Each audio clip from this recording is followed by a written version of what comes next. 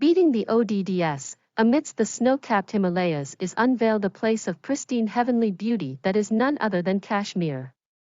The reason why this place intrigues me so much is, just as the spectacular beauty it showcases in its lush green valleys, glaciers, and Mogalera gardens, so are the zeal and spirit of its residents.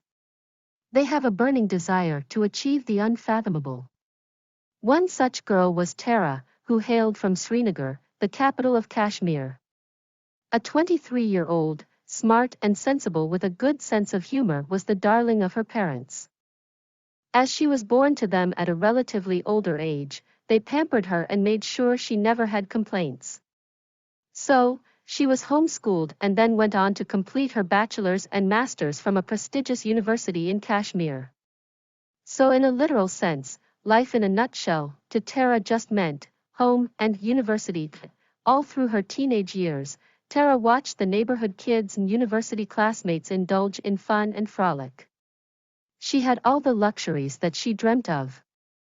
But soon she realized materialistic things could only get her momentary pleasure.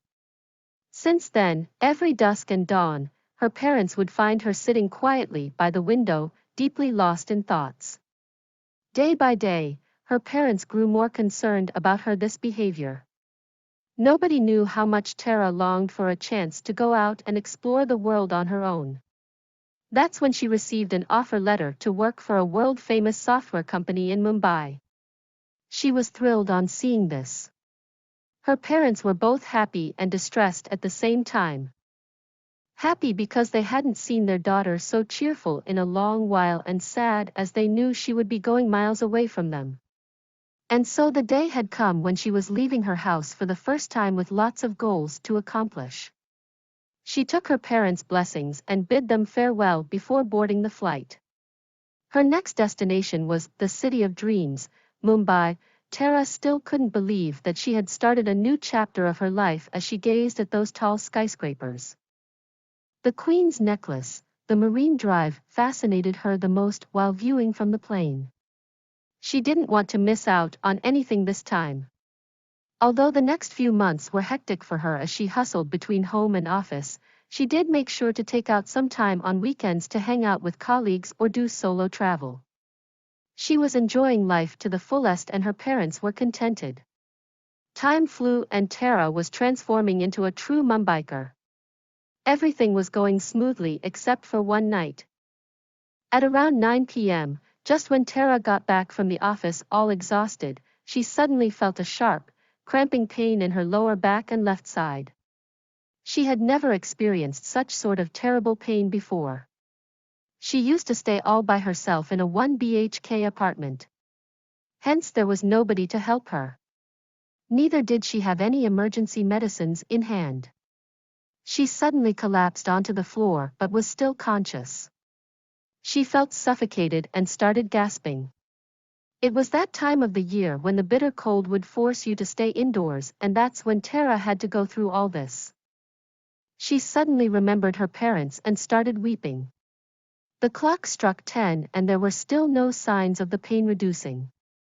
Tara lay there sobbing in pain for nearly 2 hours, rolling to and fro on her carpet. Suddenly, in that silence, her phone buzzed displaying a new message, but what caught her attention was the wallpaper and not the message. It said in big words, "The pain, it will leave once it has finished teaching you." She didn't know exactly why she had to go through so much suffering alone. But now she accepted this as a challenge and decided to get rid of it, come what may. She didn't want to be a burden to anybody so late in the night. Hence, she mustered up the courage and rose to her feet, grabbed her trench coat, and walked out of her building, her head held high. Chilly winds were blowing at the speed of 39 to 46 miles per hour. There was not a soul on the streets, and there was Tara, struggling to walk against these strong gushing winds, desperately in search of a clinic or hospital. Despite the temperature being awfully low that night, the chilly breeze gave some relief to the burning pain that she felt down her spine.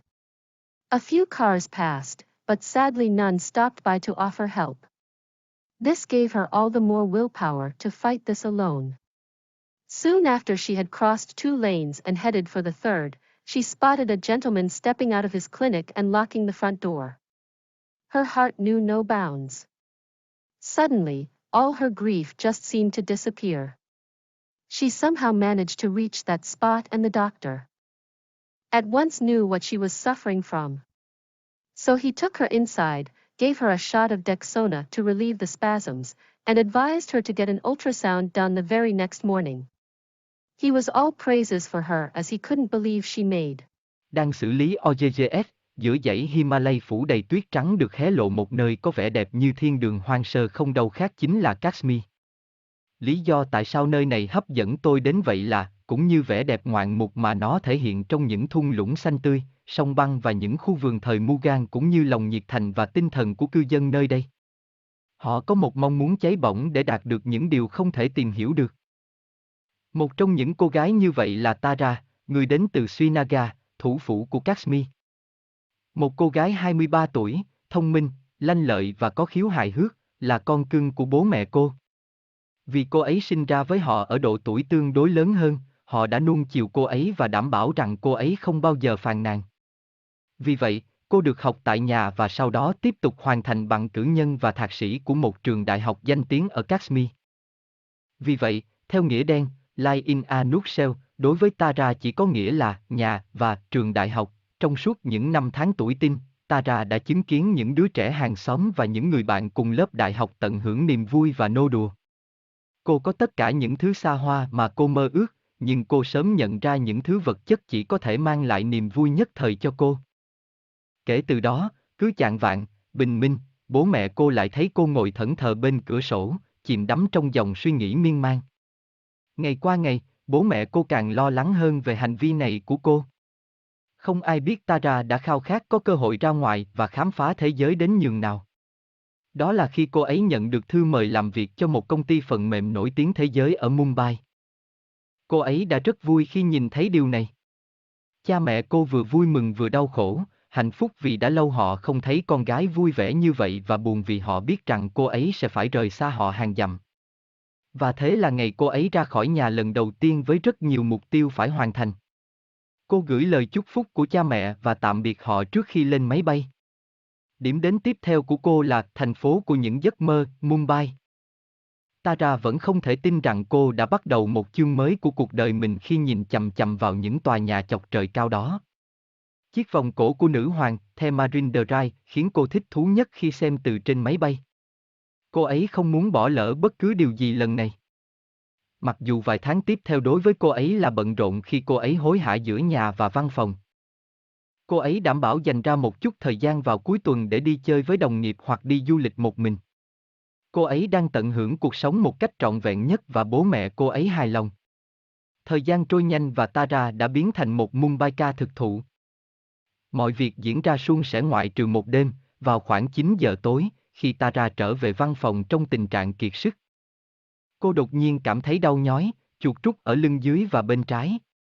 Cô chưa bao giờ trải qua cảm giác đau đớn khủng khiếp như vậy trước đây. Cô ấy đã từng ở một mình trong một căn hộ 1BHK. Do đó, không có ai để giúp cô ấy. Cô ấy cũng không có bất kỳ loại thuốc cấp cứu nào trong tay. Cô bất ngờ ngã quỵ xuống sàn nhưng vẫn còn tỉnh táo. Cô cảm thấy ngột ngạt và bắt đầu thở hổn hển. Đó là thời điểm trong năm khi cái lạnh buốt giá buộc bạn phải ở trong nhà và đó là lúc Tara phải trải qua tất cả những điều này. Cô chợt nhớ đến bố mẹ mình và bắt đầu khóc. Đồng hồ điểm 10 và vẫn chưa có dấu hiệu giảm đau. Tara nằm đó khóc nức nở trong gần 2 tiếng đồng hồ, lăn qua lăn lại trên tấm thảm của mình. Đột nhiên, trong khoảng lặng đó, điện thoại của cô réo lên hiển thị một tin nhắn mới. Nhưng điều khiến cô chú ý là hình nền chứ không phải tin nhắn. Nó nói những lời lớn, nỗi đau, nó sẽ ra đi sau khi nó dạy bạn xong.